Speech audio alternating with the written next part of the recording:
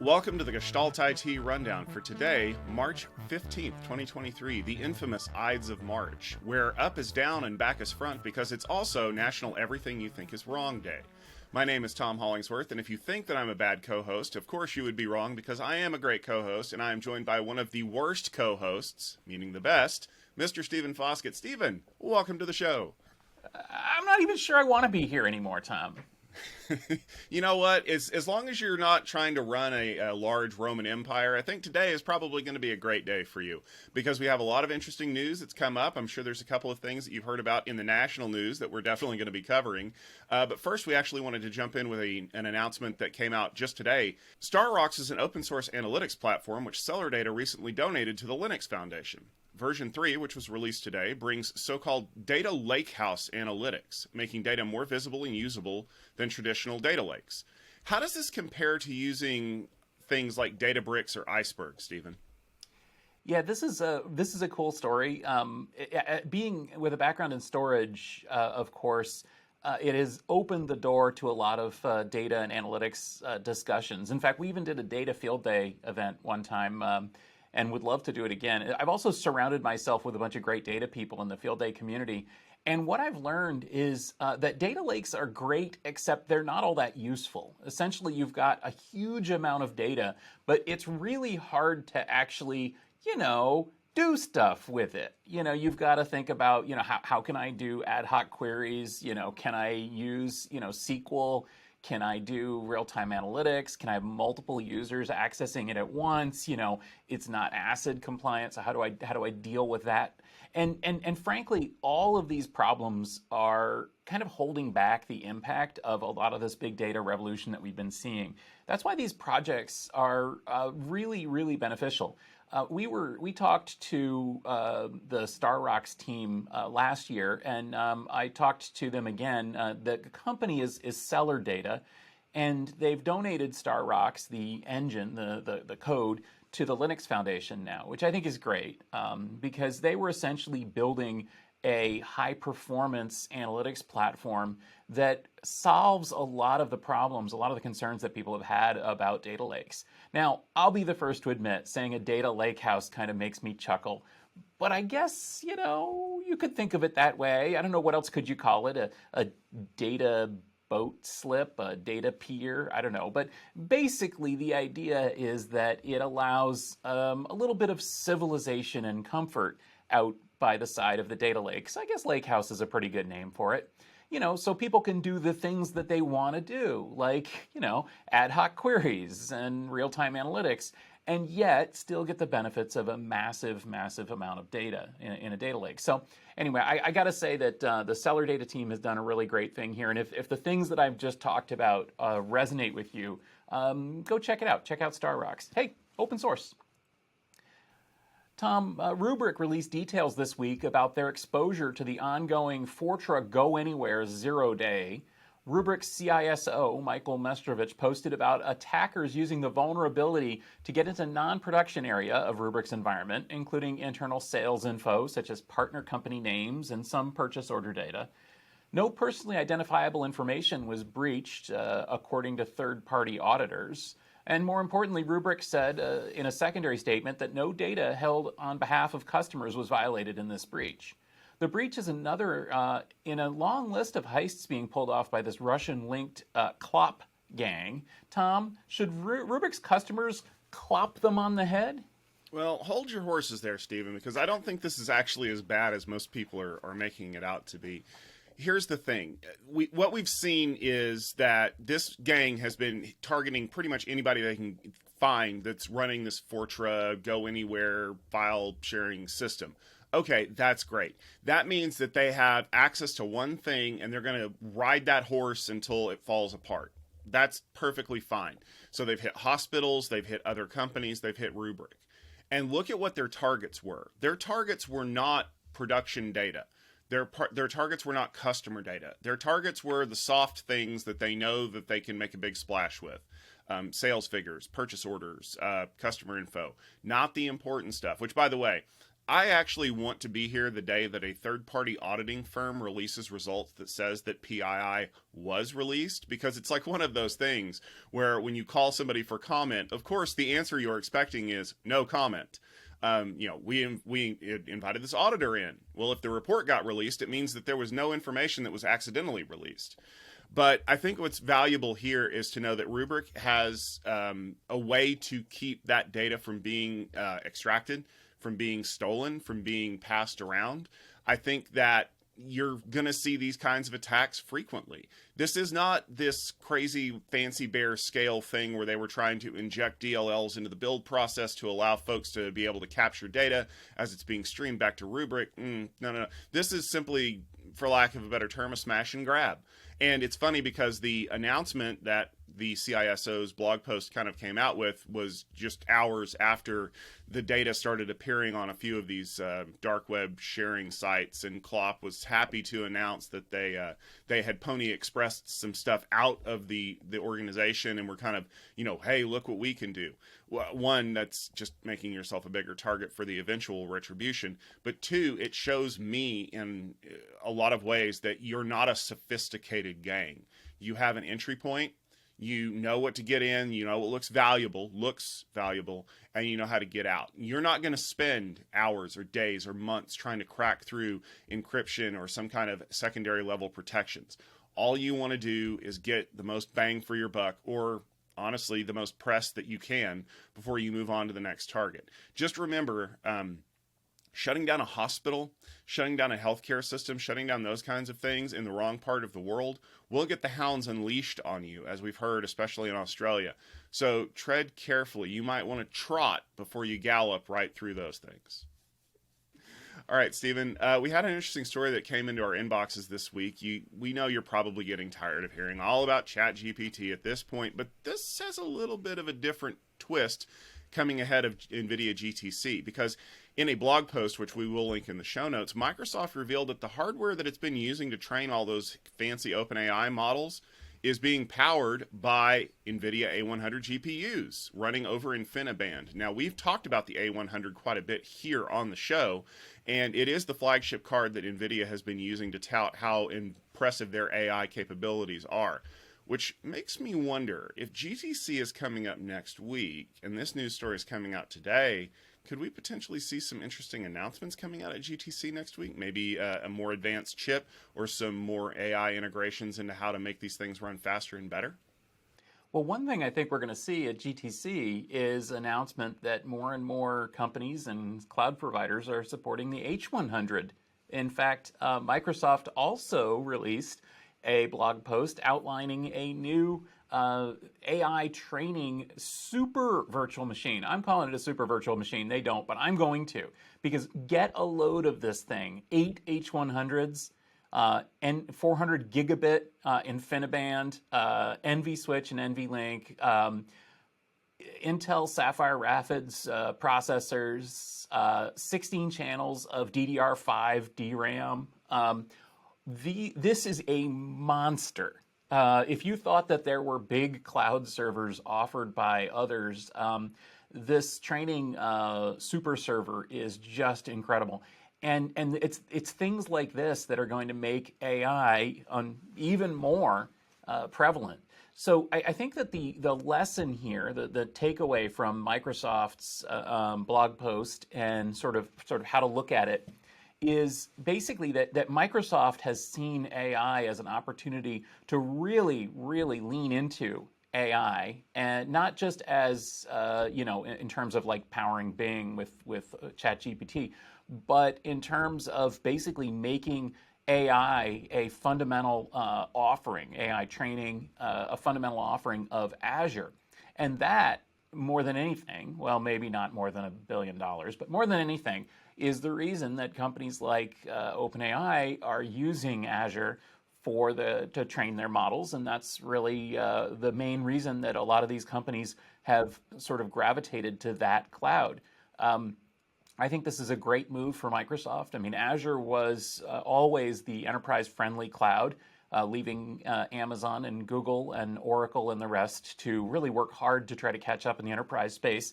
And now Microsoft has even more heavily leaned into offering really the top AI cloud here, which is amazing because Google's been working on that for a long time. But wow, this is really an impressive setup. So basically, it's easy to say, Microsoft invested some money in OpenAI and they've got ChatGPT powered Bing, and isn't it funny that it says funny stuff or weird stuff or scary stuff, depending on your perspective. But the real story here is that Microsoft is making Azure into the cloud for AI training, and that it's powered by NVIDIA and Intel. And I think that that's actually a pretty cool enterprise tech story as well. Longtime subject to the show, Qualcomm is once again trying to convince the EU that they shouldn't pay a fine for breaking the rules. The EU forced the chipmaker to pay around $258 million for anti-competitive behavior back in 2019. Qualcomm is fighting against the rule by claiming that the commission that levied the fine is on a crusade against them, and that the technology they're accused of manipulating isn't even that big of a market segment anyway. Qualcomm is no stranger to having their wrists slapped for things like this, as they've been found to have made payments to Apple in the past to keep their modems exclusively in the iPhone, and, that kind of thing. Tom, why would Qualcomm want to avoid paying this fine, apart from the obvious? Well, I mean, they don't want to lose what was like 2% of their profits from last year. They don't want to look like they were absolutely trying to manipulate the market, and they want to prove that they are just as important as everybody else who's managed to dodge EU fines, because this is not the first time that they managed to argue their way out of paying on a technicality. Here's the thing. Do you remember back in the 70s and the 80s, all the cop shows that were on, and when something bad happened, the cops immediately went to the local criminal to ask them a whole bunch of questions, even if they didn't think that the criminal was involved. The criminal knew something about it, right? So there's like a what's the word that they use in the legal system? Oh yeah, a repeated pattern of behavior, and that's not a crusade. That's good investigative work. And when you've already seen that the company is going to do something like this again and again and again, in this case, it was for a company called Icera, which was a British company that was kind of linked to NVIDIA a little bit, but they were making baseband chips for devices. And what did Qualcomm do? They sold those chips almost at a complete loss just to run the company out of business or to make it completely non-viable. Does that sound like competitive behavior to you? Well, yeah, it does if everybody has a knife in their teeth and they're trying to, stab each other with forks or something. No, what this sounds like to me is that Qualcomm used their ability to effectively price the market however they wanted it to be priced to kind of say, we're going to make this little competitor disappear. And then they got caught. And let's be perfectly frank about this. The EU does not put up with that kind of crap. And they got caught. They got fined. And now they're trying to overturn the fine on a technicality. Well, you don't like us. No, I don't like people who bully other people. I'm not specifically calling you out about it, but this is just the latest in a long line. And I think what's going to happen is that until these companies realize they can't get away with this behavior, they're going to continue to do it. They're going to continue to try to monopolize the market. They're going to continue to try to run smaller competitors out of business because they can. And when they run into a competitor that they can't run out of business, like Intel, they're going to have to play a different game. And I don't think that the courts are going to put up with it anymore. But I think that you're going to see a lot of these battles being fought in the EU because they seem to have a lot more teeth when it comes to this. In the US, we just throw up our hands and be like, oh, corporation's going to corporate, until something external that we don't like involves, a company with foreign ownership trying to buy a US company or something like that. That's the only time that we'll step in. But I think that as you see a lot of these other things going on throughout the market, we're going to see even more of these problems starting to come up. And ultimately, I hope that this manages to stick. I really hope that it does not get overturned on a technicality like their last one, because that will drive me up the wall. It's like, oh, look, we didn't have to pay $258 million because we paid our lawyers $10 million instead to find this one little line of reasoning that the courts kind of go, well, you got us there. All right, Stephen. We, of course, have one story that we do need to take a little bit of a closer look at, and I'm sure that your grandmother has been asking you about it over the weekend, because unless you have been living under a very big rock, you have heard about the failure of the Silicon Valley Bank last Friday. We wanted to take a different tack on it, though, because we wanted to talk about what it means for enterprise IT. Now, unless you've been really keeping up with the news, the FDIC is going to be covering all of the depositors, even beyond their traditional $250,000 insured amount. But the question is, are the depositors able to access all of that money right now? The other thing that you have to consider is the fact that there's going to be ripple effects, not just in the depositors, but across the entire venture capital market, which, according to some of the reports that I've seen, Silicon Valley Bank has been referred to as the lungs of the venture capital system. This could impact startups. This could impact enterprise IT workers. This could impact a lot of other people around the globe. So, Stephen, I wanted to kind of open the floor up here for you to get give us a good overview and a start on things. What does this mean for enterprises other than, oh, look, a bank went out of business? Yeah, I want to start by just saying that I've seen some really unfortunate takes out there, especially on Mastodon and Twitter and even on LinkedIn, where people are saying, haha, the big boys are getting what they deserve, or, it's all the VC's fault, or, these Silicon Valley companies. One person even replied to my thing and saying, oh no, I might not have another food delivery startup. That's not what this is about. Frankly, this was not, and I'm also seeing people likening this to the cryptocurrency thing and saying, that, you get what you paid for. The crazy thing is Silicon Valley Bank was not actually insolvent. It just didn't have money to give people right now. I mean, this was a classic, It's a Wonderful Lifestyle bank run. I mean, a startup CEO, I don't have your money here. I invested in this food delivery startup over there, that kind of thing. And in truth, what happened was that they had a bunch of long-term securities that they had bet on. I guess it was a real bad bet because they bought them at pretty low interest rates. But if they held them to maturity, the money would have come back to them, and that would have been that, which is what their plan was. They just honestly wanted to make more money and make their stock look better. And so they decided to sell those things prematurely, which meant taking a haircut on them, which meant they didn't have money, and then blah, blah, blah, blah. The other thing that happened here was that apparently what I'm hearing from some of my Silicon Valley startup friends is that they were receiving emails and messages in Slack and text messages and so on from other startup CEOs and CFOs, and more importantly, from VCs saying, get your money out now. And in fact, it looks like about $42 billion was withdrawn from this bank in 24 hours. I think a lot of banks would have trouble dealing with a liquidity crunch like that.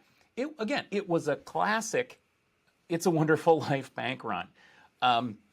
The weird thing is that the very people who were starting this bank run were the people who had the most to lose from it, because the VCs are the ones who not only had a bunch of money in the bank, but also were investors in the bank and had put their money in, and they were who the bank was approaching to solidify the money to keep the bank solvent. And it's like, what? Anyway, the whole thing is just a total mess. But again, let's focus on what it means for enterprise tech. First of all, I'm hearing this week from those same, kind of Silicon Valley insiders, even ones that used this bank, that yes, the FDIC stepped in, they have their money, they have access to their money, they're moving their money, they're no longer as worried about their deposits in Silicon Valley Bank, which is awesome. Because for a couple of days there, some companies were in real bad trouble, wondering if they would be able to get access to make payroll, pay rent, that sort of thing. Well, that's all off the table. It's okay. FDIC is covering that. And they're covering it in a way that wipes out a lot of the shareholders and investors in the bank itself, but doesn't actually seem to be costing the government anything, unless by some weird miracle, the assets that Silicon Valley Bank had, which are mostly government treasury bills, aren't worth what they say they are, but they are because they're government treasury bills. Anyway, the whole thing is very incestuous, but the bottom line is they've got the money. It's just a matter of when they've got the money. I think that that's an important point that a lot of people are kind of skipping past, and credit to CoffeeZilla on YouTube for explaining this in only the way that he can. Silicon Valley Bank was not insolvent. It was illiquid. It's the difference between I don't have your money and I don't have your money right now. The problem is that their illiquidity led to their insolvency because, as you mentioned, everybody freaked out because Silicon Valley Bank was like, oh, well, we're going to sell these treasuries and reinvest them, and we're going to take a little bit of a cut off of it.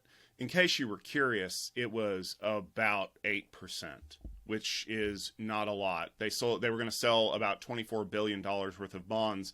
They're going to lose about $1.8 billion off the value of that. And if you're wondering why that happens and why this could be such a huge deal, remember that everything you think you know is wrong day is today.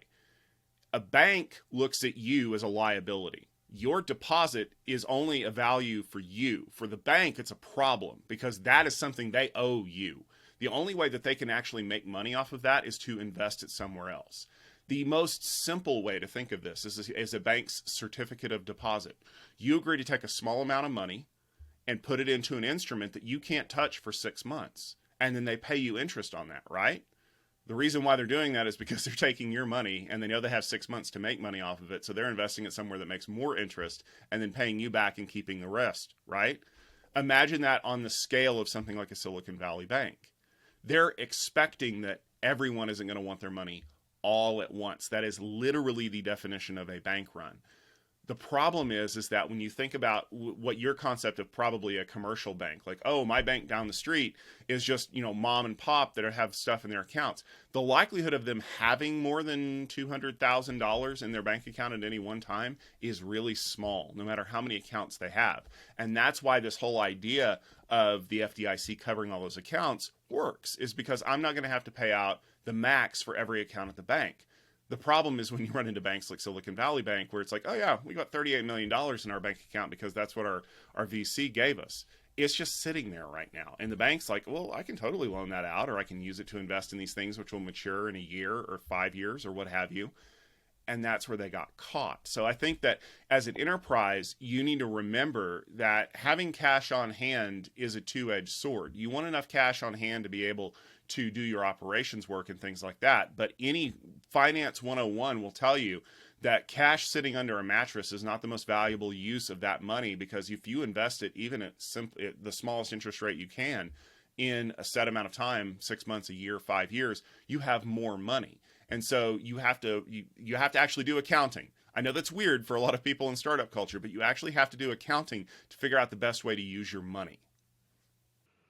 Yeah, and so the question then of what happened there is less important than what's going to happen next, in my opinion, because the government's got this.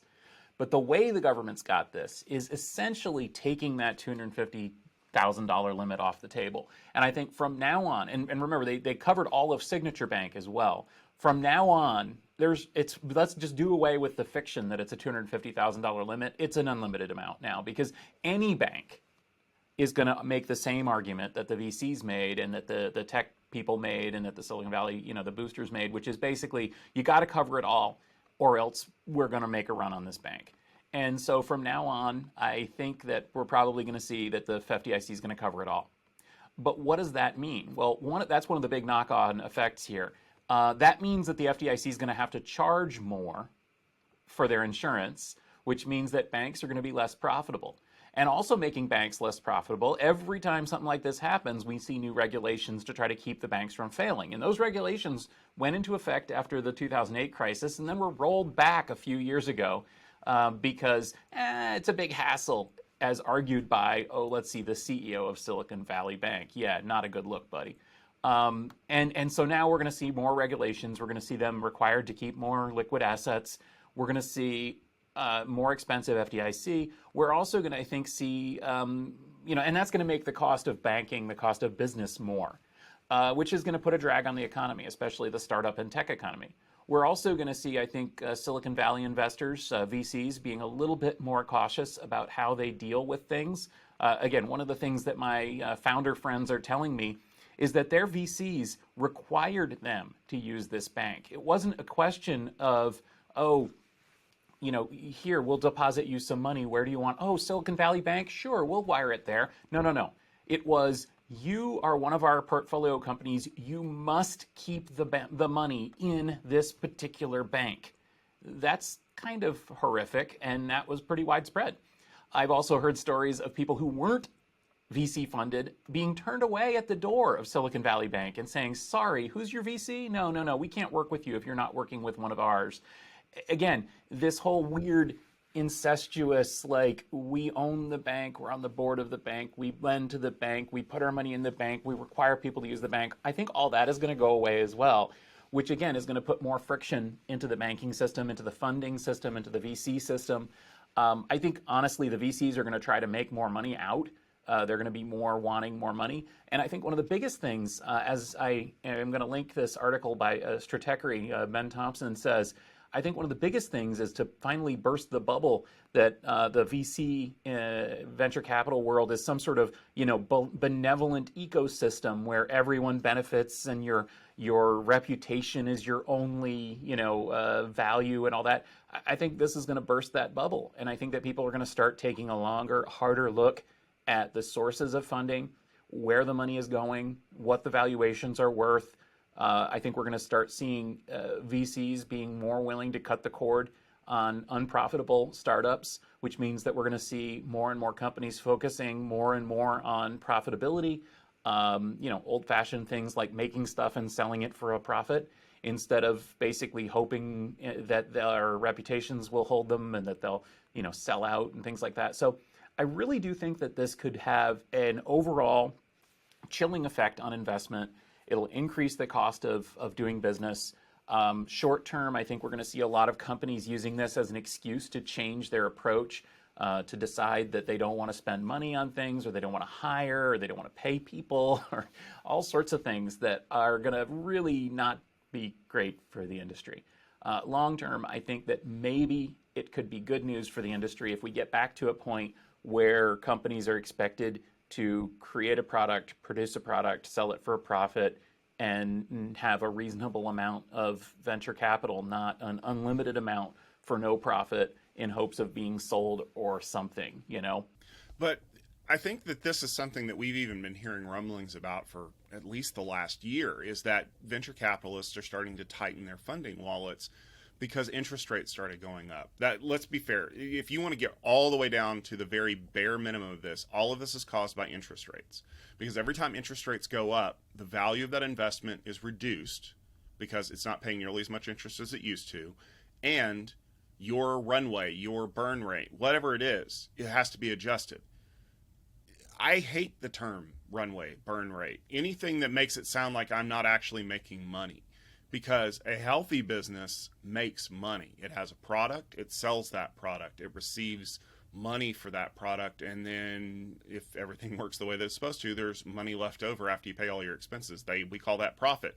And I know that feels weird to have to go back to Business Basics 101, but I feel like that there's been this weird kind of bizarro land for so long of, oh yeah, don't worry, you can keep losing money quarter after quarter until somebody buys you, and then it's somebody else's problem because I'm going to get paid. The problem now is that even the VCs are starting to have to look at their, business decisions and go, I can't keep throwing money into this pot hoping that one day I'm going to pull out a diamond. And that, to me, is, if the VCs are starting to play that game with you, then you as an enterprise need to look at that very closely. Are we making money? Are we making the right investments? Do we need to stop doing things like trying to put a product out for every possible scenario and just focus on building the things that people want to buy from us? Because I feel like that's, people for so long have been trying to build these organizations that are like, hey, this VC said that he'll give us funding if we have AI in our product. Or, these groups of people will tell us that they'll invest in us, but only if we make the icon green or something. Like, it's a pastiche in shows like Silicon Valley because it's true. Because they're chasing the money. They're not chasing profitability. They're not chasing a sound business. And for me, that's my takeaway, is if you are thinking about being in a startup, if you're in a startup, if you're looking at how this is going to impact you, go to the books. Find out what you're doing. Find out how much you're making. And maybe you have to make some hard choices. Cut some costs, reduce a product line, what have you. It's better than going out of business because suddenly the taps are turned off because the people that you've been relying on for so long can't get access to their money, or better yet, they can, they're just not going to give you any because they're afraid to invest it again and lose out. I think we're going to go ahead and wrap it here. We've discussed this at length, and I'm sure there's going to be a lot of more coverage of it in the news.